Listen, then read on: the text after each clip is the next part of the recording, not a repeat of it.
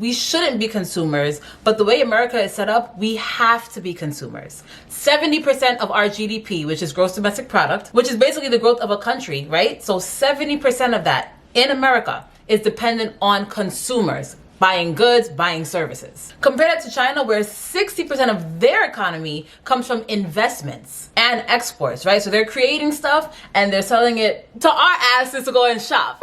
Asian people save 30 to 40% of their income, while we save a whopping 2%. We've actually been breaking records in a ghetto way. We've been getting lower and lower on the savings front, but actually been breaking new records in a bad way, in a ghetto way, right? For credit cards, where we're spending even more and more on our credit cards for basic needs. Almost everything that we love right now has come from capitalism. It has come from consumerism. We have to be consumers, but we don't have to be consumers, right? We globally, Americans, yeah, y'all could go ahead and buy. But what's the psychology needed behind spending intentionally and not falling victim to all this, buy all this bullshit, put it on credit cards, put it on, afterpay, whatever, pay, buy now, pay later things. Like, we need to be done with that. It's like you want to be a saver, you want to be an investor, but all down your social media is travel tips, things to buy, restaurants to go to, right? Like luxury things. I mean, that's doing something to the subconscious. The subconscious mind is the closest thing that humans have to being robotic, right? That's working in the background no matter what, like clockwork. And there's things that you might see randomly that will subconsciously leave an imprint in your mind. Imagine how many ads you're seeing and you think that you're desensitized because you just quickly scroll, but that's still planted a tiny little seed up in the head. So we're living in unalignment because we don't want to be victims to consumerism or capitalism, but we can't help it because these things are programmed in our minds. So how do we find alignment? For me, it's we force it. I literally have certain words blocked on my feed. Now, it's not only about shopping. I think I have. That's definitely blocked. I'm done with the pandemic, right? So block out certain words. What are your vices? What are the things that are not contributing to you reaching your goals? Literally block those words out. Remember, the algorithm follows and tracks your habits. It is your biggest stalker. Start looking at things that are going to actually positively impact you, that are going to help you achieve your goals, help you spend less, help you budget more. I have a budgeter that I created.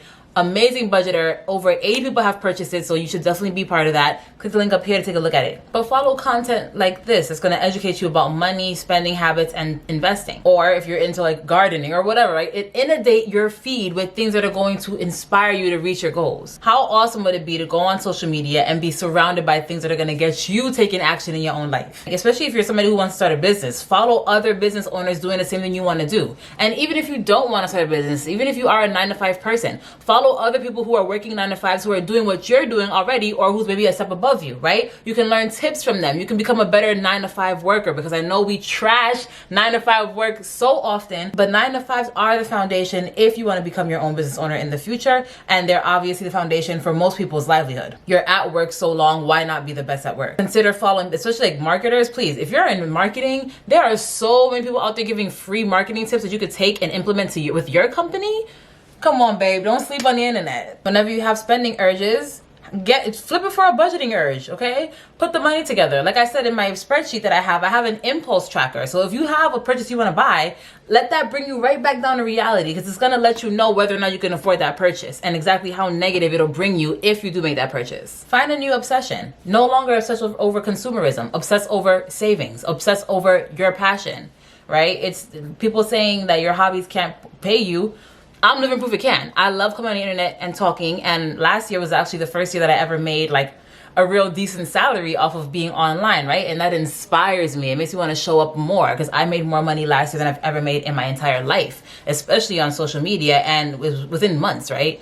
Within months, I'm hitting tens of thousands of dollars. The craziest part about all of this is that once you start pouring into those other buckets, once you stop becoming so addicted to consumerism, and once you start really pouring into your passions and maybe even profiting off your passions, you end up still getting to enjoy the consumerism life. You're gonna be making some money if you're doing what I told you, right? Either working on your business or following people who are doing what you're doing in your 9-to-5, so you can become the best 9-to-5er you can be.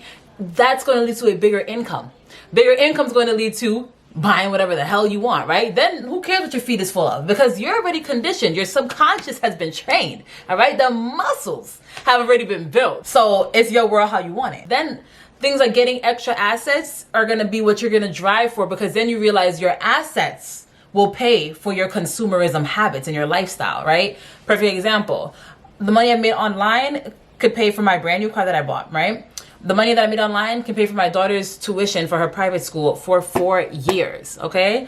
So I get to spend money on things that I'm truly interested in, and I still maintain my 9-to-5 salary. So we're gonna focus on assets instead of just random spending, right? Money is broken up into 4 kind of categories. We have income and expenses, that's what most people know, and we have assets and liabilities, and that's what most people neglect, at least the asset portion. We for sure be stocking up on liabilities. Every asset that we purchase is purchasing back another little hour, right? Another little month. Like every time we keep on building this little nest egg of assets, it's one less year we have to spend working for the man or doing what we don't want to do. So clean up your social media feed to stay in alignment. Be so mindful of these subconscious programmings, all those weird ads that are just kind of building up in your head. All those emails about the buy one, get one, the deal's almost over. Like these are all psychology tricks that these marketers are playing on you for real. Once we start building up those assets and buying whatever we want to, it's just wash, rinse, and repeat. And if that sounds good to you and that's something that you want to do, definitely check out this video where we talk about all the basic assets so you can get started in your investments. Mwah!